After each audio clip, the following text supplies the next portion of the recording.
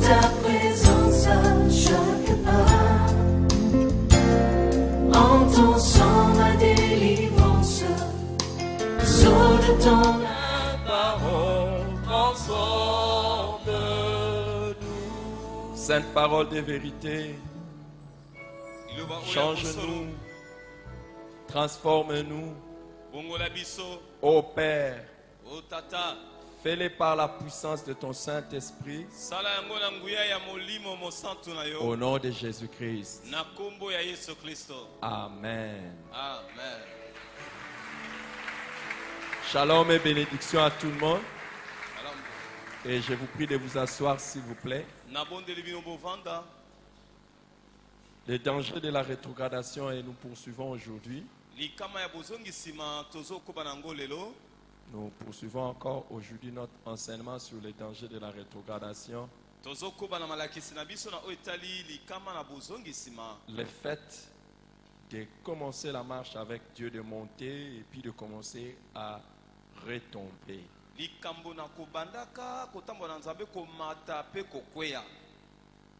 Le fait d'avoir fait des choses avec Dieu et de s'arrêter.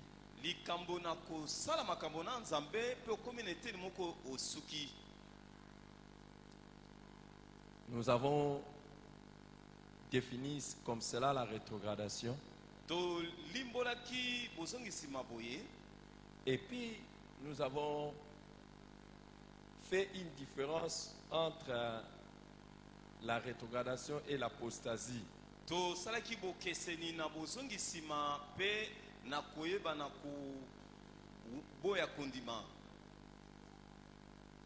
La rétrogradation, c'est le fait que quelqu'un est en train de chuter, mais l'apostasie, c'est la personne qui a renié la foi.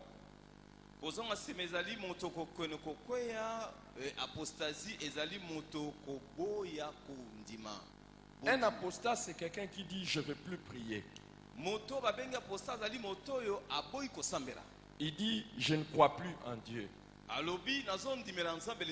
Laissez-moi votre histoire de l'église. Laissez-moi votre histoire de la parole de Dieu. Je ne veux plus entendre parler de Dieu, je ne veux plus entendre parler de Jésus, je ne veux plus entendre parler de la Bible, je ne veux plus rien faire. Ne m'invitez jamais à l'église.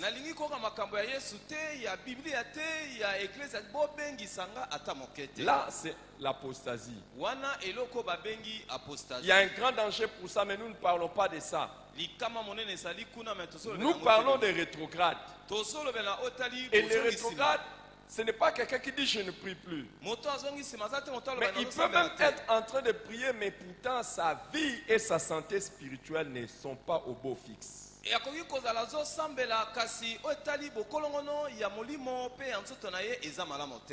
y a beaucoup de gens qui prient. Il y en a même beaucoup qui viennent à l'église. Mais pourtant, ils ont rétrogradé. Quelqu'un peut se lever le matin, il fait des prières. Oh Seigneur Jésus, oh mon Dieu, je te confie la journée. Mais immédiatement quand la journée commence, immédiatement aussi sa vie de péché commence.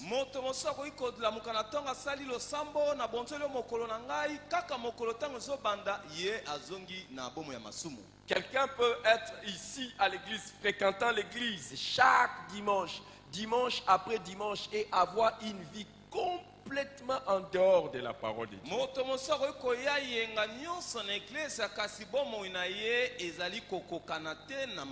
Quelqu'un peut même être en train de servir dans l'église. Il peut être en train de servir dans n'importe quel service. Il peut être en train même de servir dans l'église. Mais pourtant il vit dans le péché.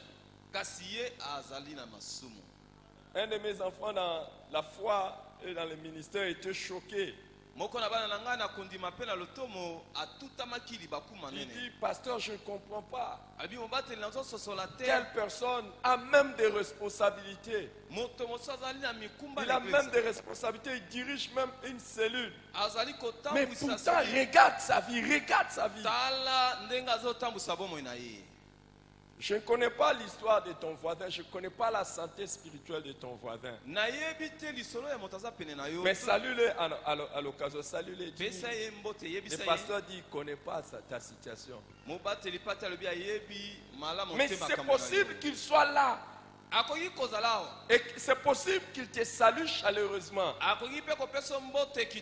Mais tout en masquant sa maladie. Beaucoup même sont des serviteurs de Dieu, ils sont des généraux comme des Naaman. Ils sont des vaillants héros, mais ils sont lépreux.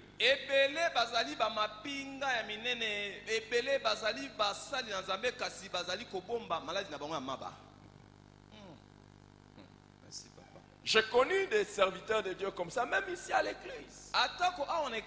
J'ai connu des serviteurs de Dieu comme ça. Ils sont comme des Naaman, des généraux, mais lépreux.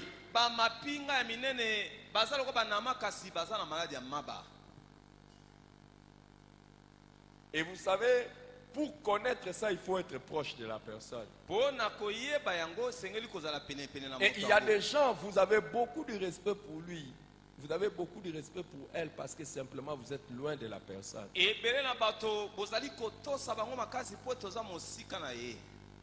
Si seulement vous vous rapprochiez de la personne, vous saurez que malgré qu'il vient à l'église, c'est un menteur, c'est un tricheur, c'est un impudique, c'est un adultère.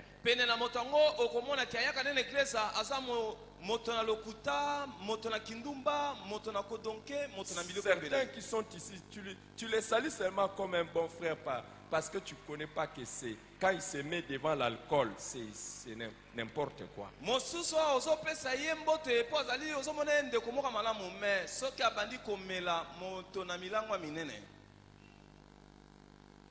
Aide-moi à saluer ton voisin, dis-lui. Je te salue, c'est vrai, mais je ne sais pas ce que tu fais avec ton téléphone. Il y a des gens qui font avec leur téléphone.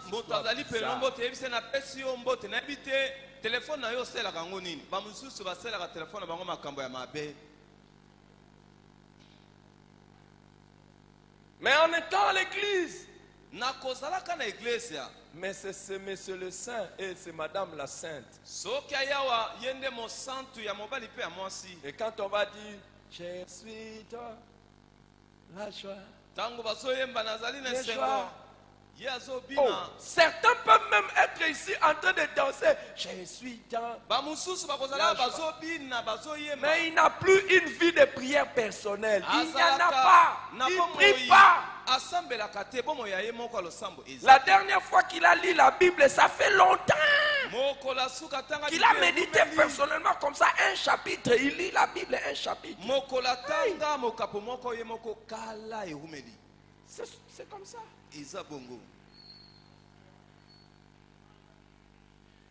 Dites-moi, je sais que nous sommes une meilleure église. Vous croyez que tous nos protocoles qui sont ici ont médité la Bible avant de venir?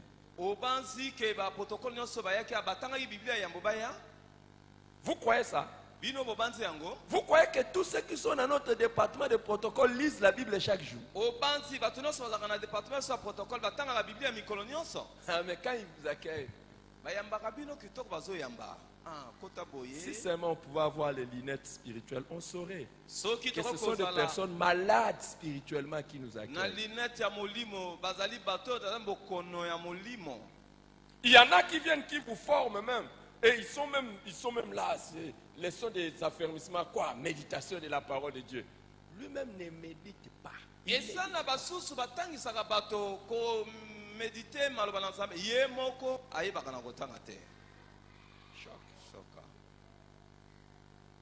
C'est ça la différence entre les rétrogrades et l'apostat. L'apostat, c'est celui qui a renié la foi. Il dit, je ne prie plus. Mais les rétrogrades, ils continuent à venir à l'église. Et puisque c'est un rétrograde, c'est-à-dire c'est quelqu'un qui connaissait et qui a abaissé. Donc, il connaît même comment on lève les mains. La chanson que vous avez chantée, c'est quoi encore pour l'adoration? Les cieux proclament, oh, la gloire Dieu. Il sait même comment changer le visage. Ayebi kobongola elongi ya molimo alongola yango na nzoto azongisa na molimo à l'église. Awa na église. Ici c'est vraiment l'église qui sortent. Awa kaka na église. Et quand on a jamais, tango bayembi il n'est pas à la chorale, il n'est pas à la chorale, mais la manière dont il charme même ses voisins, c'est terrible. Jamais il sera. Ayemba kateme lolenga zo yemba kuna na baninga baza pembeni oko akotisi bango na molimo. Mais pourtant c'est quelqu'un qui n'a aucune vie de prière. Azali moto yo bomo ya losambo ezali te.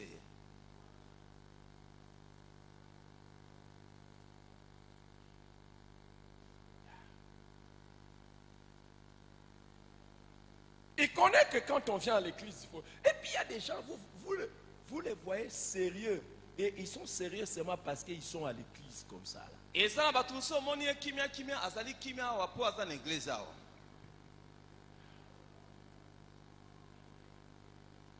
c'est la raison pour laquelle nous avons commencé à donner des signes pour reconnaître la rétrogradation spirituelle. Ces signes doivent te servir d'abord pour toi-même avant de les regarder chez les autres.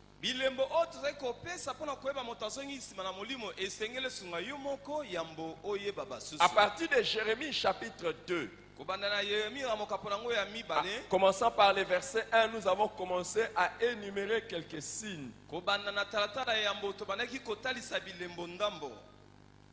pour reconnaître que quelqu'un est un rétrograde spirituel. Ça dit toi-même ou quelqu'un d'autre. Si tu le vois, tu dis celui-là c'est un rétrograde.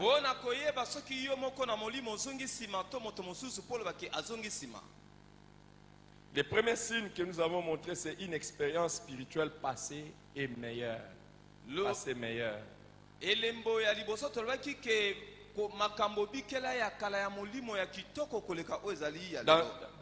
Dans Jérémie chapitre 2, l'Éternel est tenté de dire, je me souviens de ton amour. Dieu parle de ta vie avec lui dans le passé. Aide-moi à poser la question à ton voisin. Et aujourd'hui et hier, quand Dieu te voit, aujourd'hui c'est meilleur ou bien hier c'était meilleur?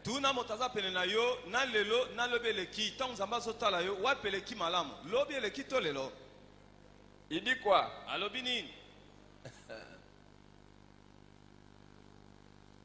Il y en a quand Dieu le regarde, il se souvient des bons moments qu'ils avaient ensemble. Il se souvient encore de la manière dont la personne était avec lui.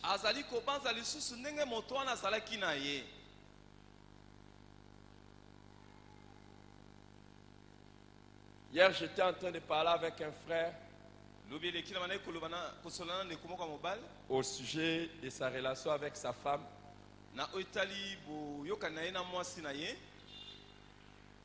La phrase qui m'a le plus marqué, il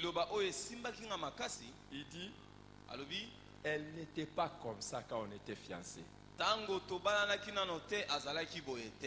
Elle n'était pas comme ça. Quand on était fiancés, elle n'était pas comme ça. Un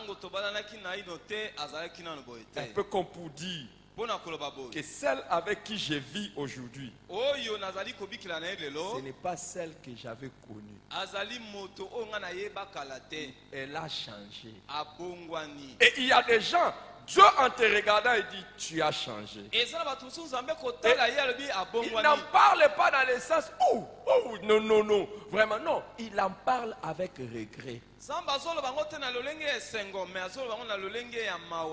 Tu as changé. Tu as changé. Dans le passé, tu étais meilleur. C'est ma prière pour moi-même. Et que chaque fois que Dieu me regarde, qu'il me dise, tu deviens meilleur. Il y en a d'autres. Dieu parle d'eux. de leur expérience spirituelle dans le passé. Dieu peut dire tu ne priais pas comme ça. Tu ne lisais pas la Bible comme ça. Tu ne servais pas comme ça. Tu ne m'obéissais pas comme ça. Tu ne m'obéissais pas comme ça. Et j'ai pris pour une nouvelle génération. Vous savez, je vois une nouvelle génération monter ici. Ma prière pour cette nouvelle génération est que jamais leur avenir ne soit inférieur à aujourd'hui. Amen. Amen. Amen. Je reçois. Amen. Je prie. Amen. Amen. Il y en a, je vous dis la vérité. Quand on voit leur vie, Dieu regrette. Il dit, il n'était pas comme ça. Il a changé. Mais j'ai pris pour quelqu'un. J'ai pris vraiment pour quelqu'un. Que Dieu ne regrette jamais. Que Dieu ne regrette jamais. Que Dieu ne regrette jamais. Que Dieu ne regrette jamais. Que Dieu ne regrette jamais. Que Dieu ne regrette jamais. Amen. Amen. Au contraire, que Dieu soit content. Amen. Que Dieu soit content. Les jours où, dans les jours qui sont en train de venir, quand le Seigneur te regardera, ils disent, il a avancé. Et il s'est amélioré. Il est devenu meilleur.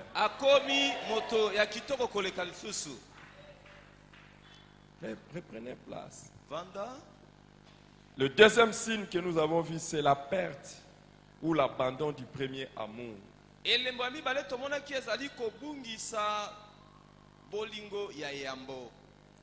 Toujours au verset 2, Dieu dit, je me souviens de ton amour lorsque tu étais jeune.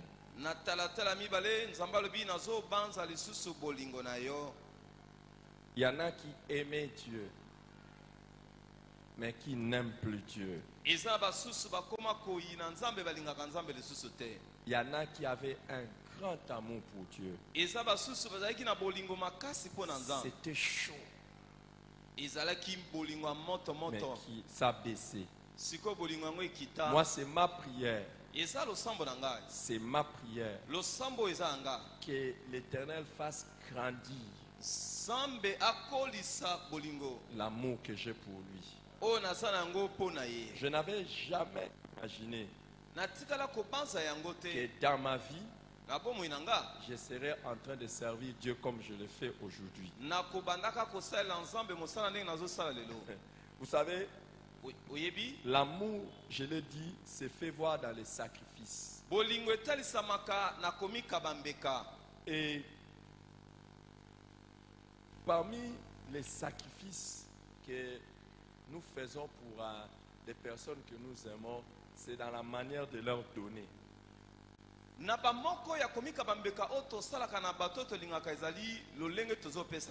C'est pour cela, lorsque tu payes ta dîme, c'est pas vraiment l'amour pour Dieu. Parce que là, tu lui retournes ce qui est à lui. C'est lorsque tu donnes ton offrande que tu démontres ton amour pour Dieu. Autrefois pour moi, c'était un souci d'offrir à Dieu. Mais aujourd'hui, mon souci est d'aller au-delà d'offrir à Dieu. Aujourd'hui, mon souci est de plus donner à Dieu que de retenir pour moi-même.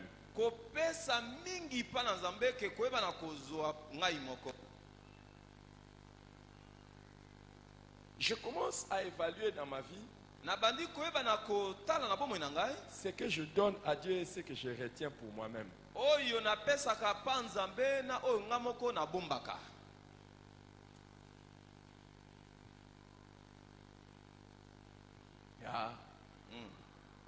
Mais il y en a qui baissent dans leur amour pour Dieu. C'est ce qui fait que quand tu comprends, ton offrande ne peut jamais être inférieure à tes dîmes.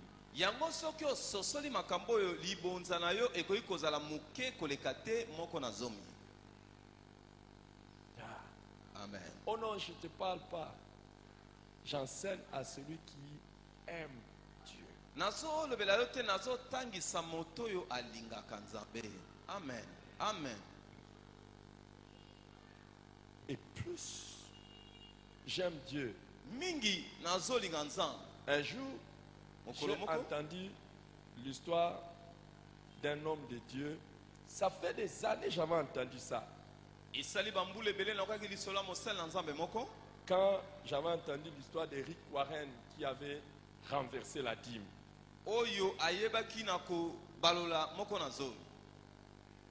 Il a décidé dans sa vie de donner 90% à Dieu et de garder 10% pour lui-même.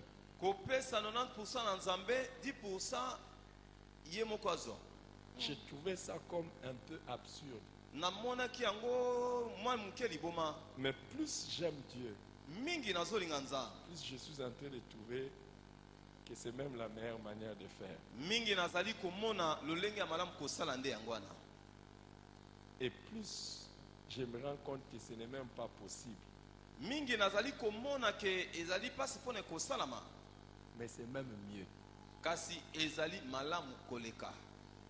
Ce n'est pas seulement possible, mais c'est mieux.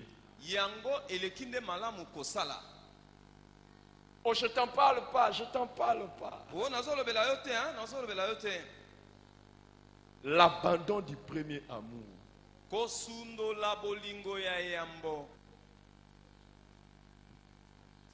Quand tu t'es sacrifié pour aller à l'église, tu quittes l'école, tu viens même à l'église avec l'uniforme. Tu viens à l'église avec l'uniforme. Tu quittes l'université, tu vas direct. Aujourd'hui, tu ne peux pas faire ça. Tu ne peux pas faire ça. Tu ne peux pas. Aujourd'hui, tu vas au travail. Oh, c'est fini. Tu n'as plus de sacrifice pour Dieu. Dieu dit, je me souviens de ton amour lorsque tu étais jeune, de ton affection lorsque tu étais fiancé. Quand quelqu'un est fiancé et qu'il veut avoir une femme ou un mari, il fait tout, il lui démontre l'amour. Hey. Tu ne trouveras jamais un fiancé ou une fiancée dire à son partenaire, je suis fatigué. Mais mariez-vous. Je suis fatigué.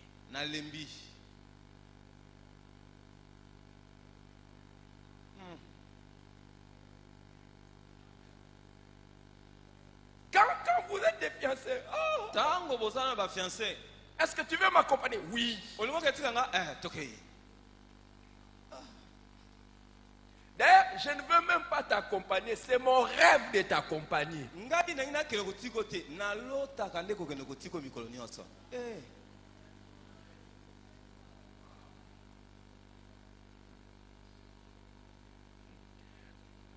Quand on est fiancé, on fait des pieds. On fait des kilomètres. Mais quand la personne commence à dormir à côté de soi,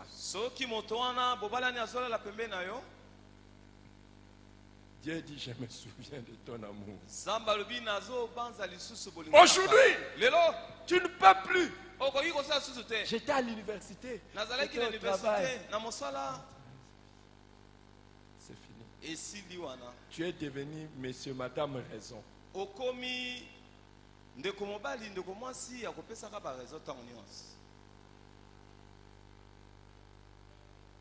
il n'y a plus de sacrifice.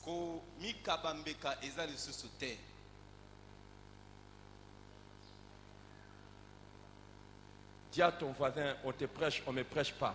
Dis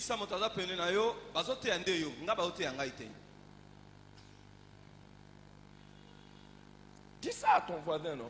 Parce que la manière dont tu me regardes, je parle uniquement. Vous savez, quand je parle comme ça, là, de l'abandon du premier amour, j'ai vu tous ceux qui ne sont pas mariés en train de dire non, moi ça ne m'arrivera pas. Mais j'ai vu tous ceux qui sont mariés devenir sérieux. Il y a une expression chez nous, ils sont rentrés hommes.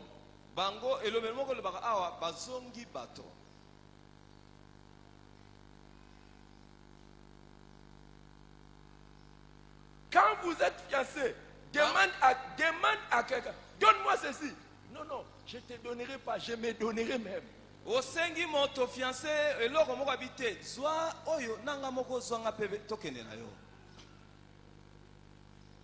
Mais quand l'amour commence à diminuer, demande. Explication. C'est la raison pour laquelle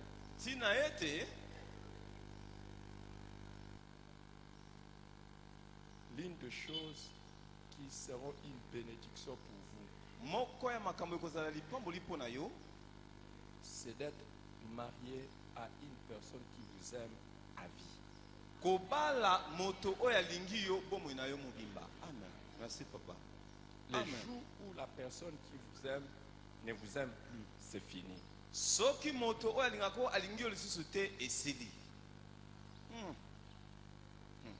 Merci papa. Quand il n'y a plus l'amour, on ne vous supporte plus.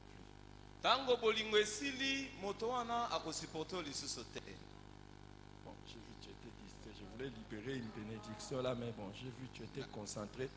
Je ne sais même pas à qui tu penses, parce que je ne sais pas.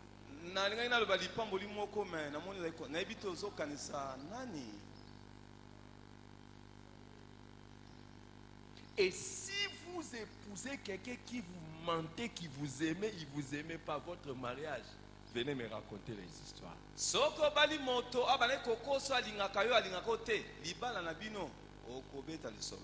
pour cette raison, il ne faut pas seulement épouser la personne qu'on aime.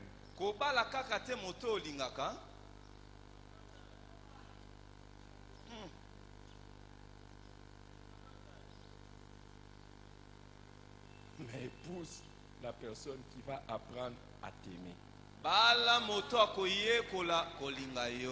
Amen. Amen.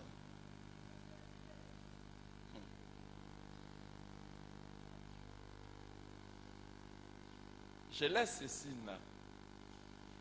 Parce que j'ai vu vous commencer à me regarder. Les manques aujourd'hui, qu'est-ce que toi tu fais encore chaud pour Dieu? Qu'est-ce que tu fais chaud pour Dieu? L'abandon du premier amour, c'est fini. Oh, j'ai pris que je ne sois pas dans cette liste. Je prie que lorsque Dieu est en train de regarder les gens et qui brûle encore d'amour pour lui, qui brûle.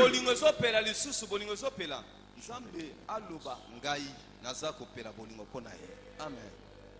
Amen. Oh, prenez place. Le troisième signe que nous avions vu, c'était l'absence d'attrait pour participer au culte.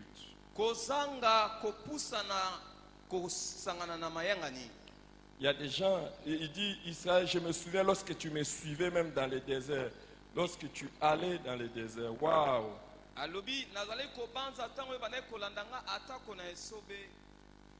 Lorsque vous n'avez plus la joie de venir au culte, vous êtes un rétrograde.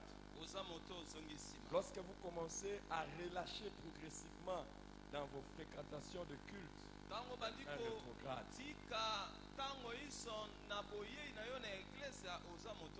Lorsque l'absence ou le retard au culte ne vous cause plus de remords, vous êtes un rétrograde.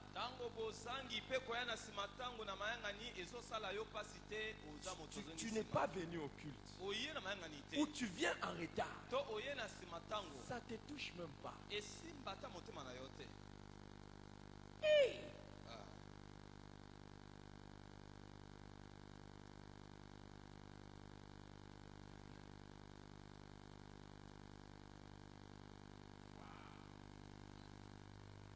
Nous avons parlé d'un quatrième signe.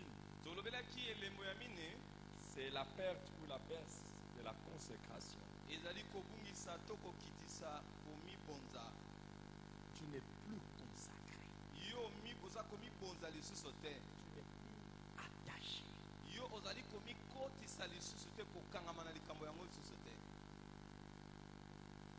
Cinquièmement, nous avons parlé de s'éloigner de Dieu. Tout ça, si vous regardez dans Jérémie 2, Dieu dit ça. Il dit, je me souviens de toi lorsque tu étais consacré. Et là, il dit au verset 5 que Israël s'est éloigné de lui. Le fait de s'éloigner de Dieu. Tu t'éloignes de Dieu. 14e signe. 14e signe. Le manque ou le peu de prière. 6e signe. Le manque ou le peu de prière.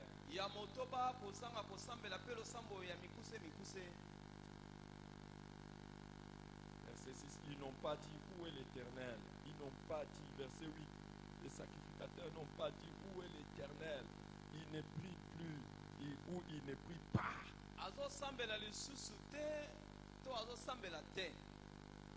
Si vous voulez savoir que ça va avec Dieu, votre santé spirituelle va bien, c'est que votre vie de prière doit être au beau fixe.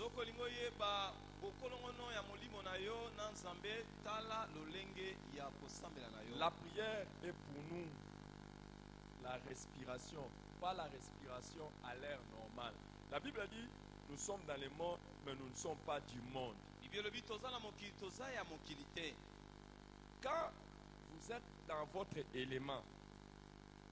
Quand vous êtes dans votre élément, vous vivez normalement. Si vous prenez un poisson, tu le sors de l'eau, comment vous le voyez? Il est comment? Agité. Parce qu'on l'a sorti de son élément. Et si vous prenez l'homme, vous le mettez dans l'eau. Je parle à l'intérieur. Comment il est? Il se débat. Pourquoi? Il n'est pas dans son élément. Normalement, nous les chrétiens, nous sommes dans le monde, mais nous ne sommes pas du monde. Et normalement, nous sommes comme des personnes qui sont, par exemple, comme dans l'eau. Et la prière est pour nous comme une personne qui est dans l'eau qui cherche la respiration. Si vous entrez dans l'eau, la première chose que vous allez chercher, vous trouvez de l'air. Et vous allez vous débattre pour avoir de l'air. Mais si vous voyez une personne qui est dans l'eau, il ne se débat plus pour avoir de l'air. Ça veut dire que bientôt il va rendre l'âme. Si vous voyez un chrétien qui n'a plus une bonne vie de prière, et il ne s'en inquiète pas, bientôt il va mourir.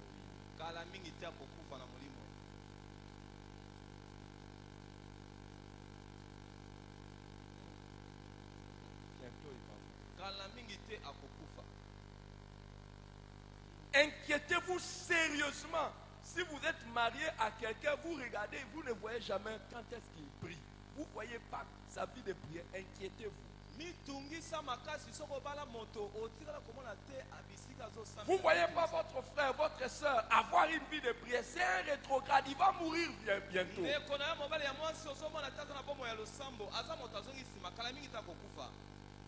Amen. Amen. Neuvième signe. Neuvième signe. Hein? C'est quoi? L'oubli de Dieu et de ses bienfaits.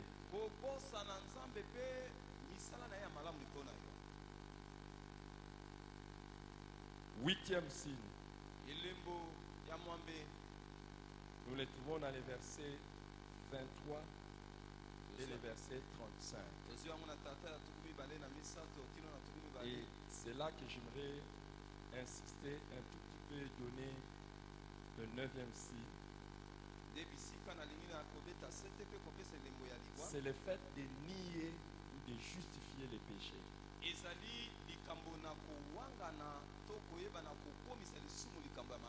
Jérémie 2, 23.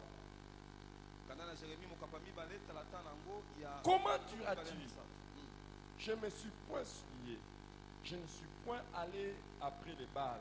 Regarde tes pas dans la vallée. Reconnais ce que tu as fait. Dromadaire à la légère et vagabonde. 35. Malgré cela, tu dis, oui, je suis innocente. Certainement, sa colère s'est détournée de moi.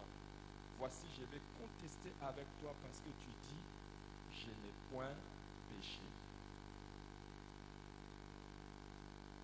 Arrive un moment de la vie, une personne qui est en train, chrétienne, est en train de mal se comporter. Mais il ne reconnaît même pas. Il n'accepte pas.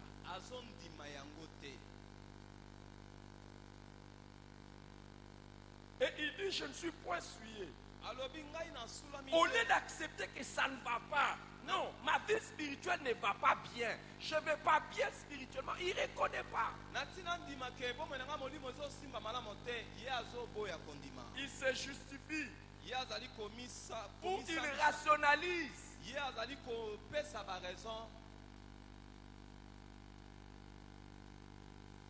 Certains trouvent des raisons exactement comme au commencement. Quand Dieu est venu et qu'il a dit à Adam, où es-tu? Quand Adam a péché, au lieu de dire, Dieu pardonne-moi, il a commencé, la femme que tu as mis auprès de moi. Écoute, si ta foi baisse à cause de ton mari ou de ta femme, ce n'est pas une raison. Amen. Amen. Amen. J'ai une parole à dire à quelqu'un ici. Toi qui toujours et ton mari ou ta femme, c'est la pire des occasions de chute et c'est la raison pour laquelle tu es comme ça. Je vais t'informer. Il y en a qui ont des épouses et des époux pires que ton mari ou ta femme et qui dont la vie spirituelle est mieux.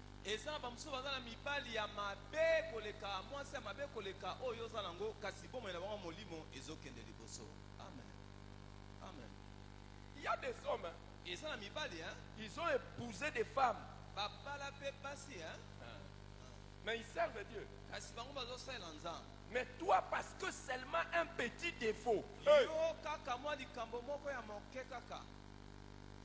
comment tu vas servir Dieu avec un tel mari, avec une telle femme? Et tu es fier même de dire à la personne, c'est toi-même qui me décourage dans la vie chrétienne.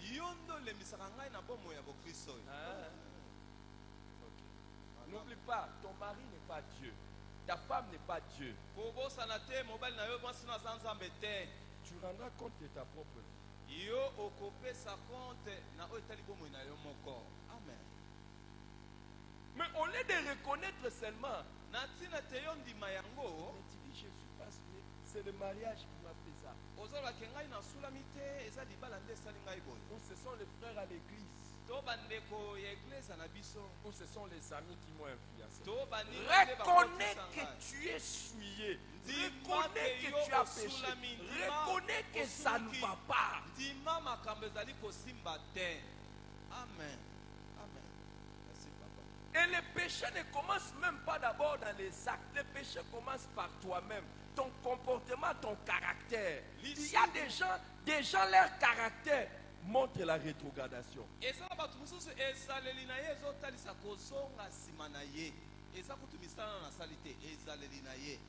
Amen. Déjà toi-même en te regardant, tu dois te dire non, non.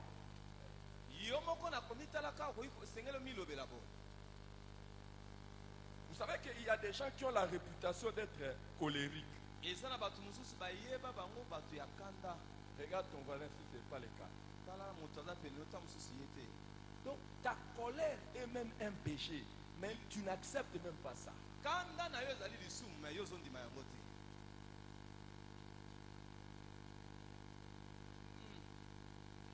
Et il y en a, ils ne peuvent jamais vous dire qu'ils sont des pécheurs, mais je vous dis, c'est un maître ou c'est une maîtresse, elle a même elle est ceinture noire 4e dan dans les caras. Donc c'est quelqu'un qui sait, on appelle ça taper les caras. Je ne sais pas en bon français c'est quoi, ma femme, toi qui parle bien français. Taper les caras, c'est quoi? Ignorer. Il t'ignore.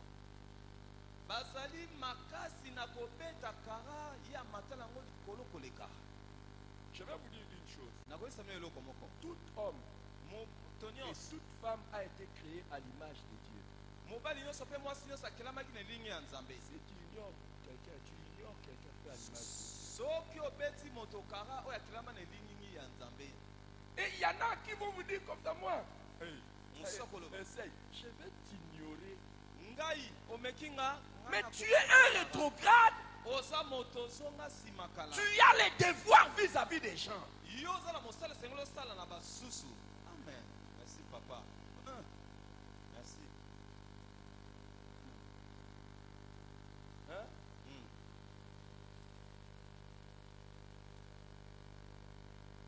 Donc ton caractère, même ton caractère.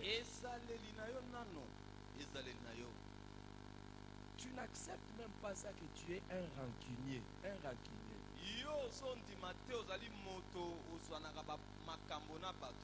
Écoute, on est frères, hein?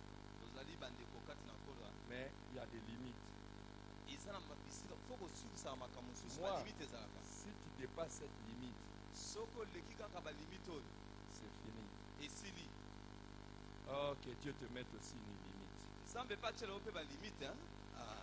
Non, on n'acclame pas. Tu acclames pour ton voisin.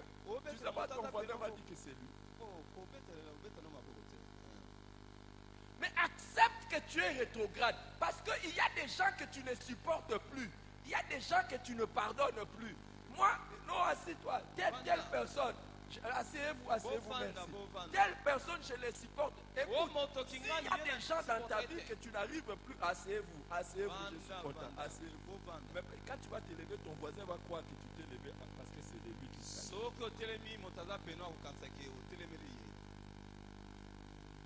Je n'arrive plus à supporter. Mais tu ne vois pas que tu es rétrograde. Non, tu n'acceptes pas ça.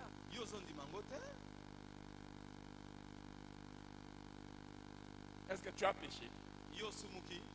La Bible dit supportez-vous les uns les autres comme Christ vous a supporté. Tu vois, tu es un bon rétrograde, mais qui confirme sa rétrogradation en disant même son caractère.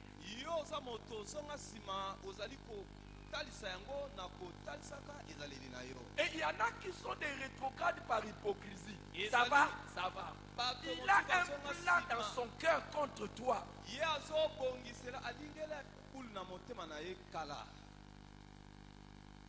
il n'accepte pas.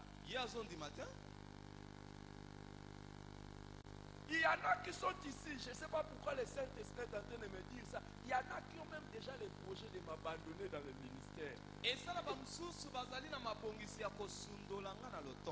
Mais quand ils me voient, daddy, daddy, daddy, tata, daddy, tata, daddy, tata, tata, daddy, tata, daddy de qui? tata, Les fils ne quittent pas la maison. c'est C'est les serviteurs qui quittent. Amen. Oh, je suis toujours ton fils. Tu vois, je suis toujours ton fils. Tu n'es pas mon fils. Je suis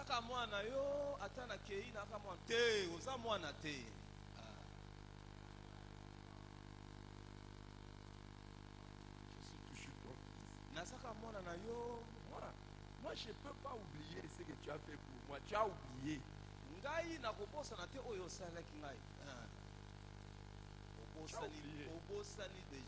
Si tu n'avais pas oublié, tu ne vas même pas continuer le discours que tu veux dire là. Non, moi, ma vie, ce qu'il est devenu. Non, arrête. Si ta vie est devenue, tu dois rester. Donc, ne développe plus.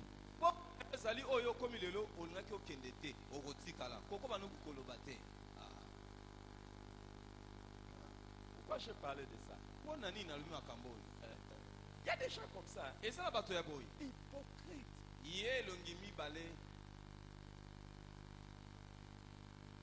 Vous voyez, pasteur, même si je pars,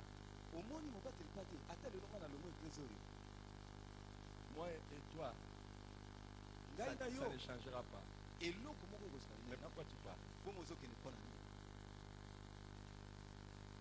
Quelque chose a changé.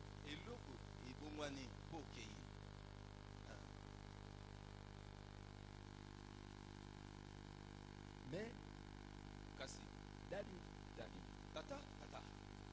il y a des gens qui ont rétrogradé.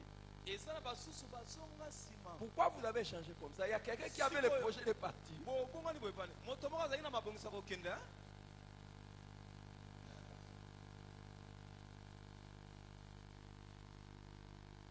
Et il y en a qui développent même l'art de dissimulation. C'est bon? L'art de se dissimuler. L'art de dissimulation ou l'art de devenir un cachotier, de manière à ce que vous pouvez être avec lui à l'église et ne même pas savoir tout ce qu'il fait de mauvais dans la vie.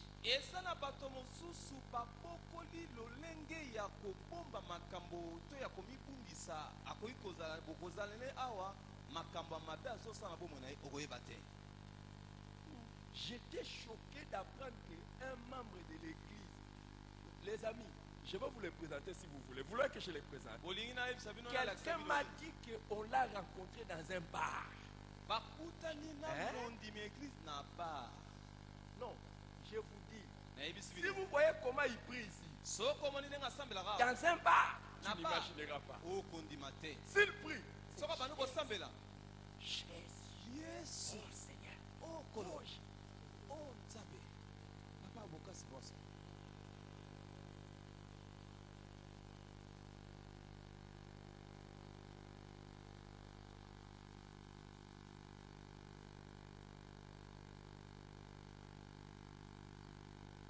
Il n'y a pas quelqu'un qui va me donner comme un daddy et puis je vais commencer. Ah ouais, bah comme on dit, Sili Ponakoba.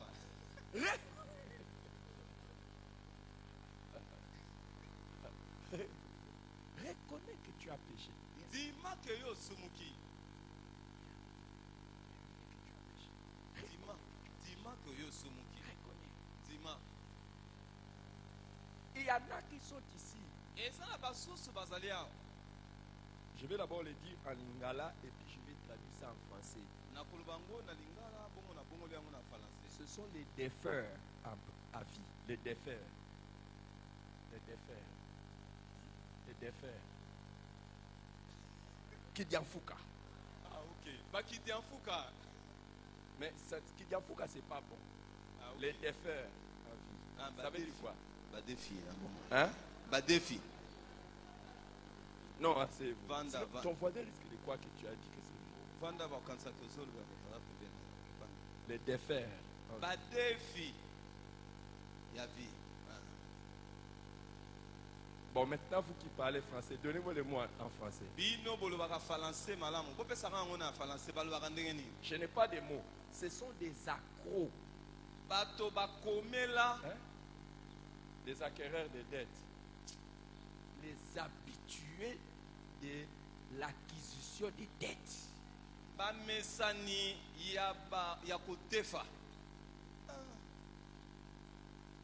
Non, tu dis avec mon micro. Oh, bah, des fans à t'aimer.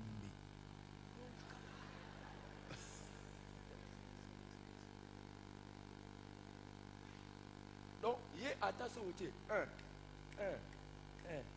Na ode fato na ode fate okodefa et puis à défi.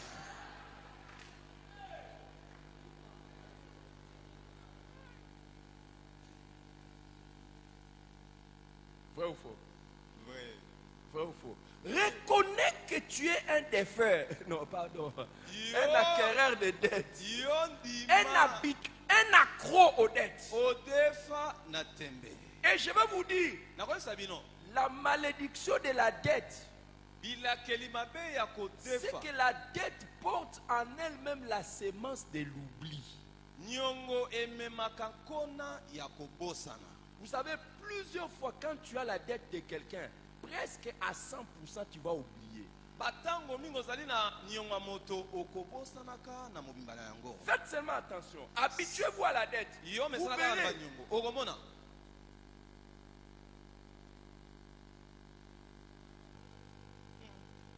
Et c'est ce qui fait que votre réputation va même être ternie. Une autre malédiction de la dette, c'est que la dette fait de vous un hypocrite ou un aventurier, un menteur. Chaque fois que, si vous avez la dette de quelqu'un, normalement, dès que vous voyez la personne, vous devez vous humilier. Mais quand vous avez la dette de quelqu'un, vous voyez la personne, vous commencez à rire. Vous devenez un hypocrite, un aventurier.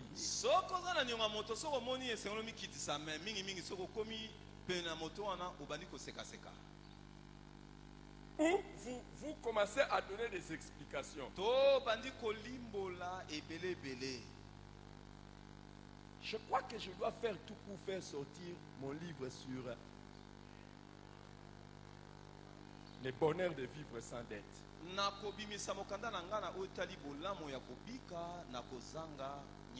Ouais. Je crois que je dois faire ça. Beaucoup de gens ne savent pas avec la dette.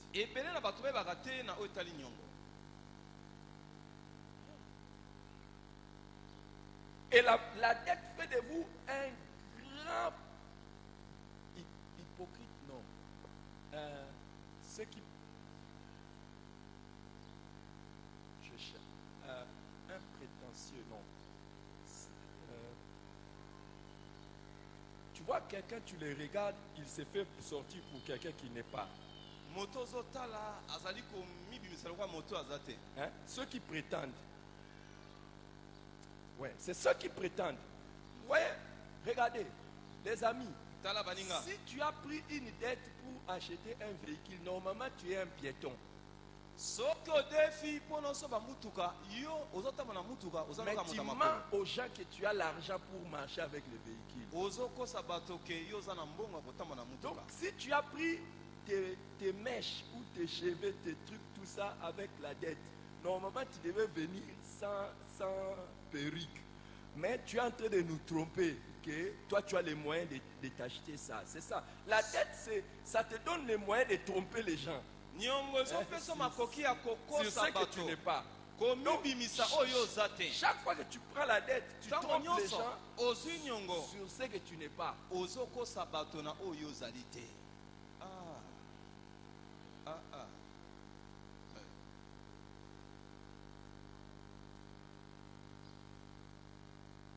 Qui aimerait avoir une dette? Tu trompes les gens.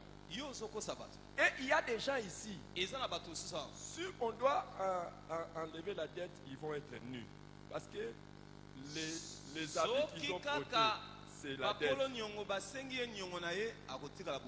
Même ce qu'ils ont à l'intérieur, c'est les dettes. Il y en a qui prennent même les dettes des sous-vêtements.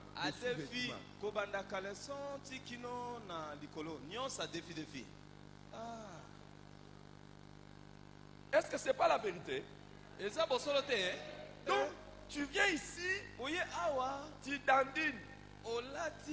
Tu es en train de dandiner. Normalement, tu n'as pas la possibilité d'avoir des talons. Tu devais venir en babouche. Mais tu nous trompes. Tu nous trompes que toi, tu as les moyens d'avoir un peu de taille. C'est une tromperie.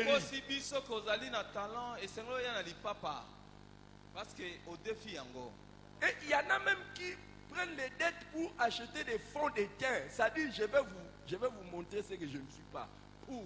Et ça n'a pas tout mon sous à défi pas chafo de tene longi à tché pour la gisa oyo yazalité.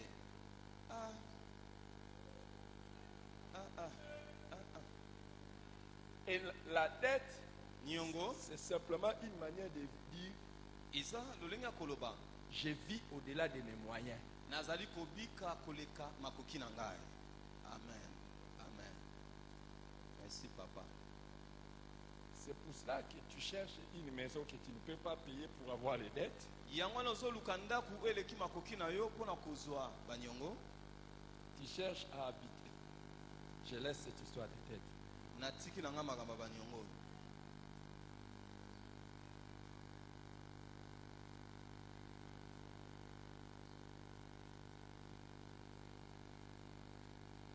Au lieu de prendre tes enfants et toi, habiter dans quatre murs, c'est ce que vous pouvez payer. Mais tu prends trois chambres, salon, cuisine, salle de bain. Aussi 3 chambres, cuisine, salle de bain. Et chaque fin du mois, c'est les explications.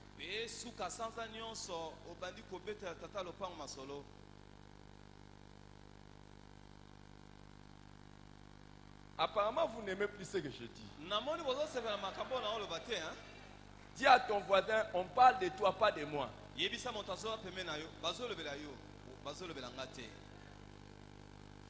à ton voisin,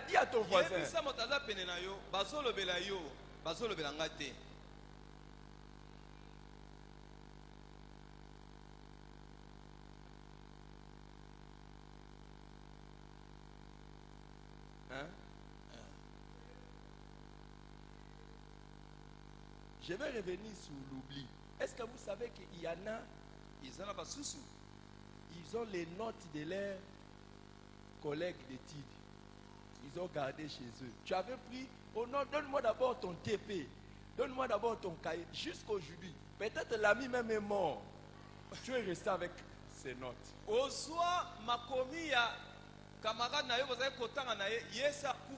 que je dis, c'est la vérité ou pas? Mais est-ce que les jours où tu avais pris, tu avais l'intention de ne pas remettre? Tu vois les problèmes avec la dette, c'est ça.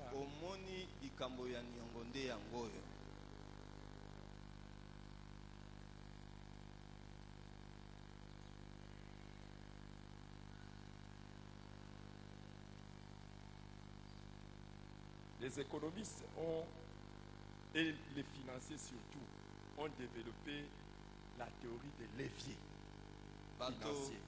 Ils parlent de crédit comme un levier financier, hein, pour booster les affaires. C'est pas ça?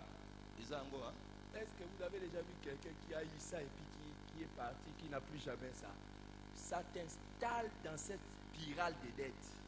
Et surtout, moi j'ai même des membres de l'église ici. Hein. Certains, je vois vos visages. Donc, ils sont allés prendre des crédits dans des banques, dans des microfinances aujourd'hui.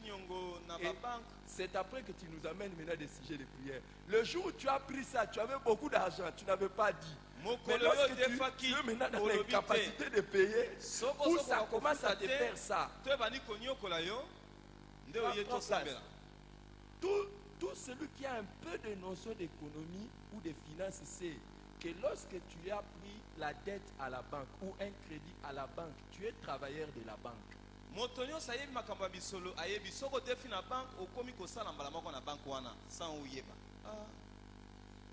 Et à la différence de ceux qui vont travailler à la banque, à la fin du mois, on les paye. Mais toi, tu payes à la banque.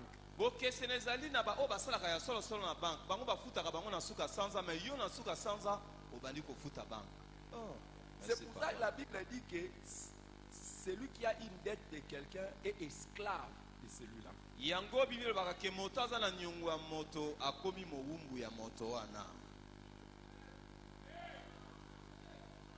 Qui veut prendre la dette de quelqu'un ici?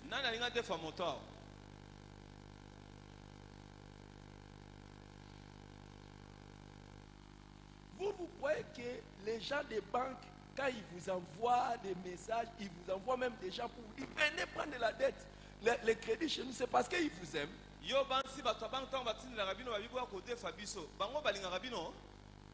Ils veulent faire de vous leurs travailleurs.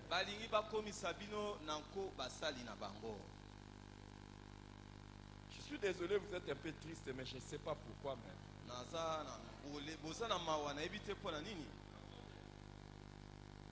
J'ai pris que tu acceptes que tu as péché. J'étais en train de parler de ceux qui pêchent et qui n'acceptent pas.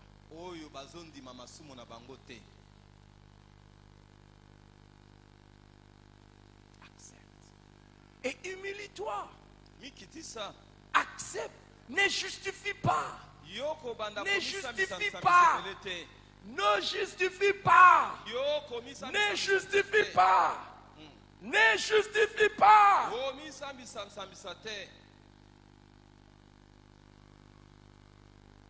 De toutes les façons, vous êtes des membres de cette église. Je continuerai les messages prochainement. Amen. Amen. Par ton sang vers toi j'avance, Saint de ta puissance, fort de ta